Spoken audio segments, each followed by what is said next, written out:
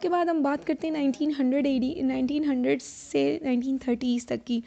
इसमें कुछ project introduce करवाए गए थे। इसमें आपके पास सबसे पहले है जिप्सी मौत प्रोजेक्ट, जो कि इंग्लैंड ने इंट्रोड्यूस करवाया था 1905 से 1911 तक।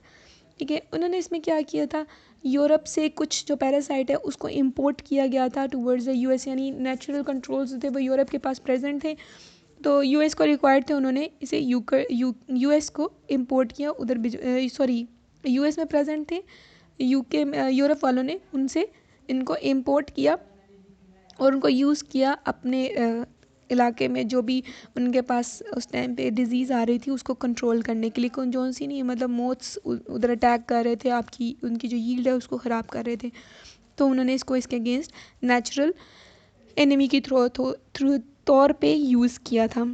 फिर आपके पास है लेनाटा वीट प्रोजेक्ट है। ठीक है, लेंटाना जो वीट प्रोजेक्ट है उसमें जो वीट है उसको ये हवा जो आपका सिटी है एक, ठीक है, हवाई, तो उधर यूज़ किया गया था 1902 में। इसको यूज़ किया गया था बायोलॉजिकल कंट्रोल ऑफ वीड्स के, यानी ये जितनी भी जो वीड्स आती हैं ये आपकी क्रॉप को अफेक्ट ना करें, इसलिए उन्होंने इसको यूज़ किया था मैक्सिको और सेंट्रल अमेरिका में। पहले उधर इंट्रोड्यूस हुआ, फिर उन्होंने क्या किया, इसको आगे जाके जो आपका हवाई सिटी है उसकी तरफ इसको एक्सपोर्ट किया और उधर यूज़ कराया। फिर आपके पास है sugar cane leaf hopper project. ठीक है, इसको इंट्रोड्यूस कराया गया था। इसमें इन्होंने क्या किया, ये आपको पता है एंटोमोलॉजी, एक वर्ड आपको नज़र आ रहा होगा, एंटोमोलॉजी है स्टडी ऑफ पेस्ट। ठीक है, इसकी जो जितना भी पेस्ट के ऊपर वर्क हुआ ना, इन्हीं की वजह से ये न्यू फील्ड जो ना आपके पास आई थी, इंट्रोड्यूस करवाई गई थी 1904 में। क्योंकि एक प्रॉपर फील्ड इसलिए बनाई गई क्योंकि वीड्स के ऊपर, सॉरी आपके पेस्ट के ऊपर बहुत ज़्यादा वर्कआउट हो रहा था, बहुत ज़्यादा इसका अटैक बढ़ रहा था, तो इसलिए इन्होंने ये इंट्रोड्यूस करवाई थी। फिर आपके पास उन्होंने डिस्कस किया, आपके पास एक बैक्टीरिया 1911 में ये चीज़ सामने आई कि एक बैक्टीरिया बैसिलस थ्रियोजेनेसिस ये जो बैक्टीरिया था, ठीक है, ये ना आपके कॉटन्स को और जितनी भी आपकी राइस वगैरह है, बहुत सारी जो बैक्टीरियल जो आपकी जो फील्ड्स हैं आपकी, ठीक है, इसको इन्होंने क्या करना शुरू कर दिया, इसने इनको अटैक करना शुरू कर दिया और इन जो हमारी क्रॉप्स थी इनको ख़राब करना शुरू कर दिया। अब कॉटन आपको पता है ये बहुत ही एक्सपेंसिव कॉस्टली हमारा जो प्रोडक्ट है जो हम प्रोड्यूस करवा रहे हैं। अब इन्होंने क्या किया कि इसके जो जीन्स थे बैसिलस थ्रियोजेनेसिस के, इसको हमने क्या किया, इनके जीन्स लिए और इसको जेनेटिकली हमने इंट्रोड्यूस करवा दिया अपनी क्रॉप में। अब हमारी जो क्रॉप होती थी वो रेजिस्टेंट, जिसको हम बोलते हैं बीटी मतलब बैसिलस थ्रियोजेनेसिस, बीटी कॉटन, ठीक है, बीटी राइस, इस तरह की बहुत सारी हमने बीटी प्रोडक्ट्स इंट्रोड्यूस कराई। और उसको बीटी प्रोडक्ट्स क्यों कहते थे, क्योंकि हमने उसमें जो बीटी आपका जो बैक्टीरिया है उसके जीन्स हमने उधर से लिए, ठीक है, जीनोम ऑफ इंटरेस्ट लिए और इन प्लांट्स में इंट्रोड्यूस कराया ताकि फ्यूचर में जाके अगर ये इनको अटैक करता है तो इनसे इसको कोई इफेक्ट ना हो। फिर आपके पास आगे जाके यूएसडीए लेबॉर्ट्री है, उसमें बायोलॉजिकल कंट्रोल्स फ्रांस में काफ़ी ज़्यादा इस्टेब्लिश कराए गए, ठीक है, और इंपीरियल ब्यूरो ऑफ एंटोमोलॉजी ने आगे जाके लेबॉर्ट्रीज़ में काफ़ी बायोलॉजिकल कंट्रोल्स इंग्लैंड में इंट्रोड्यूस कराए, काफ़ी ज़्यादा बायोलॉजिकल कंट्रोल्स। अब तो आपके पास ये बहुत ज़्यादा तादाद में मौजूद हैं, जिसको हम क्या कहते हैं, आप बायोलॉजिकल कंट्रोल के तौर पे यूज़ करते हैं। फिर इसमें जेनेटिक इंजीनियरिंग आ गई है, उन्हें जेनेटिकली आपके पास जो वेरिएबल वैरायटीज़ थी उनको इंट्रोड्यूस कराया, जिसमें हमने ऑलरेडी जो आपका जैसे बैसिलस की मैंने बात की है, बैसिलस थ्रियोजेनेसिस जो आपकी प्रोडक्ट्स हैं उनकी बात की है, वो क्या करते हैं, हम उनसे जीन्स लेते हैं और उसी को उसके अगेंस्ट हम यूज़ कर रहे हैं। 1935 से 1950s की हम बात करते हैं, इसमें जो बायोलॉजिकल कंट्रोल है ना वो अपनी पीक पे था। क्यों, क्योंकि इस टाइमिंग ड्यूरेशन में काफ़ी ज़्यादा काम हुआ था। इस इरा में सब ज़्यादा वर्क ही इस पर कर रहे थे क्योंकि सबसे ज़्यादा हमें जो यील्ड का नुकसान था वो इसी ड्यूरेशन, इससे पहले हमें काफ़ी ज़्यादा जो अपनी क्रॉप है उसको लॉस करना पड़ा। तो इस ड्यूरेशन में जो साइंटिस्ट थे वो वर्कआउट कर रहे थे कि किस तरह हम इसको कंट्रोल करें। सबसे ज़्यादा जो हम ये एक्टिविटी थी ये कम किस इरा में जो वर्ल्ड वार 2 हो रहा था, तो काफ़ी ज़्यादा जो बायोलॉजिकल कंट्रोल की एक्टिविटी थी इसमें काफ़ी ज़्यादा लॉस हुआ।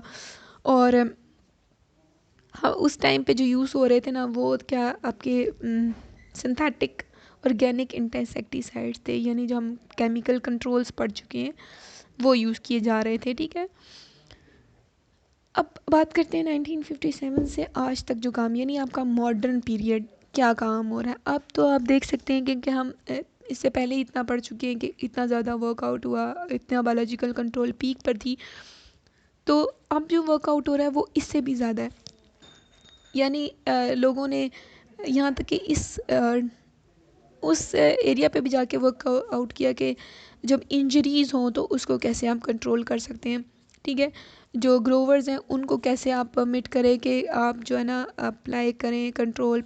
जो आपके क्रॉपिंग सिस्टम्स हैं उनको आपने क्या किया, बहुत ज़्यादा एडवांस कर दिया कि वो क्रॉपिंग इस तरह करें, या वो अपनी जो यूज़ कर रहे हैं वैरायटीज़ यूज़ कर रहे हैं वो रेजिस्टेंट वैरायटीज़ यूज़ करें जो पेस्ट रेजिस्टेंट और वीड रेजिस्टेंट हो। ठीक है, इंसेक्टिसाइड ट्रीटमेंट्स शेड्यूल्स, जो इंसेक्टिसाइड ट्रीटमेंट्स थे उनको एलिमिनेट किया गया। इंसेक्टिसाइड्स आपको जो पेस्टिसाइड है, इंसेक्टिसाइड है या हर्बिसाइड है, जो भी हैं, ये सारे क्या है, ये आपके पास केमिकल कंट्रोल्स हैं, इनको हमने क्या कर दिया, रिमूव कर दिया।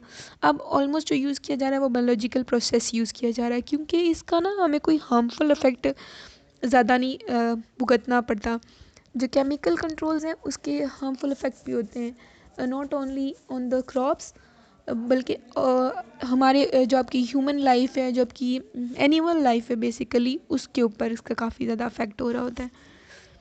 फिर नेशन वाइड जो है ना हमने इकोलॉजी इंट्रोड्यूस कराई और लोगों में उसका इंटरेस्ट डेवलप किया कि वो इस साइड पे क्या करें, इंटरेस्ट दिखाएं। फिर उसके बाद जो है ना बायोलॉजिकल कंट्रोल को काफ़ी जगह पे एज अ कोर देखा गया। कोर क्या होता है, जिस चीज़ पे आप सबसे ज़्यादा फोकस करते हैं, यानी सबसे ज़्यादा इस इरा में सबसे ज़्यादा जो फोकस था वो था ही बायोलॉजिकल कंट्रोल्स पे, कि हम कैसे जो बायोलॉजिकल कंट्रोल्स हैं उनकी कंजर्वेशन कर सकते हैं। देन जो आपके यूज़ किए गए थे क्लासिकल बायोलॉजिकल कंट्रोल्स। फिर उसके बाद आप देख सकते हैं कि मैंने आपको पहले बताया है कि जो रेजिस्टेंट नेचुरल एनिमीज़ हैं उनको यूज़ करें, जो कि ऐसा ना हो कि जो एनिमीज़ हैं आप यूज़ कर रहे हैं, हो सकता है वो जो है ना खुद उससे किसी तरह अफेक्ट हो जाएं, और बजाय इसके कि वो आपकी क्रॉप को बचाएं खुद ही उनकी डेथ या किलिंग हो जाए। ठीक है, तो आपने रेजिस्टेंट वैरायटीज़ ना सिर्फ जो आप क्रॉप है उसकी रेजिस्टेंट वैरायटीज़ यूज़ कर सकते हैं, बल्कि आप जो अपना बायोलॉजिकल कंट्रोल है वो भी रेजिस्टेंट यूज़ करें।